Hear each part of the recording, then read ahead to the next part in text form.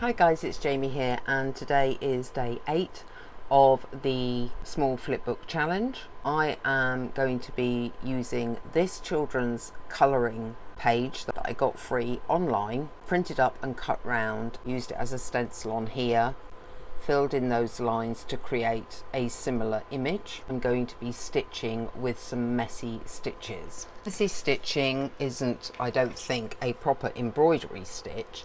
It's following these lines and the infill areas with whatever colour you've chosen in embroidery thread, and then different length lines. You can do small ones followed by biggish stitch,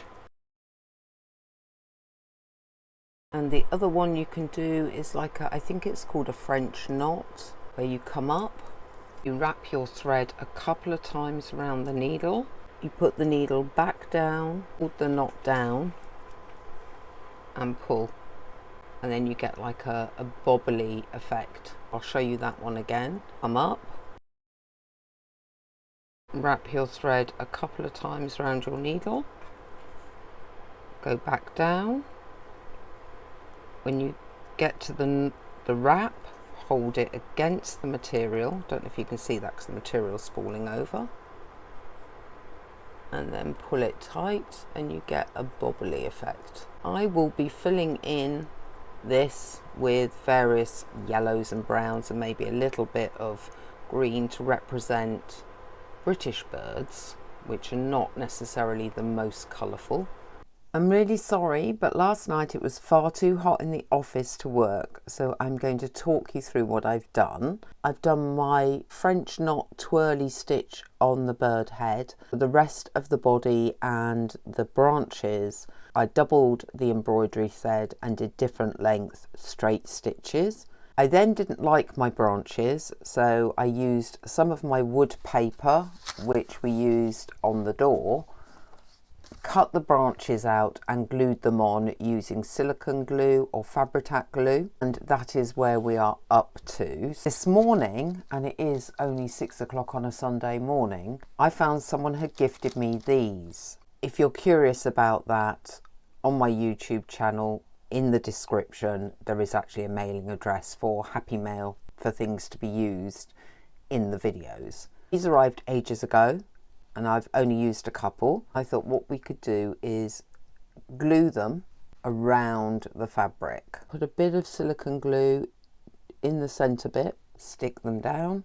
To help them adhere while they dry, I have some kitchen parchment non-stick paper and a big book. I will leave them like that for a little bit. It's different, I will give it that. Not sure how keen I am on it, but the whole point is just to have fun. This would go on here. What I'm thinking of doing is actually sewing it onto the paper backing. What I will be doing is leaving this to be a pocket.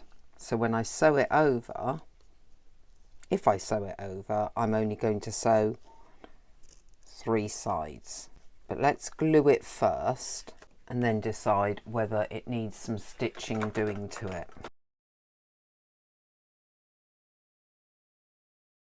Having looked at this, I've decided a pretty way to finish it off will be to add a lace to the top and possibly the bottom, but definitely to the top.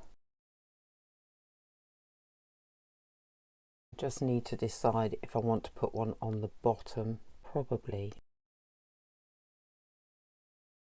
I will end up having to punch some holes through material. Let's hope that's going to work. I think if I glue it down properly and let the glue dry, it will. Let's just get some glue on this. I'm going to do silicone glue along the edge just because it's a stronger glue. Good old-fashioned Pritt stick probably for the rest. I may end up doing a second row of lace because my silicone glue is showing. The good news is that this punched through, so we do have holes, so it is possible to attach it. I've got some coffee stained paper here that's very dark that I am going to simply fold up and add to the pocket. Now you have your coffee stained paper in there. perfectly okay with that. So that is now page 8 complete. If you're on YouTube, please do all the YouTubey things, like, share, subscribe, comment, and join the Facebook group. And I will see you with the next tutorial very, very soon. Bye.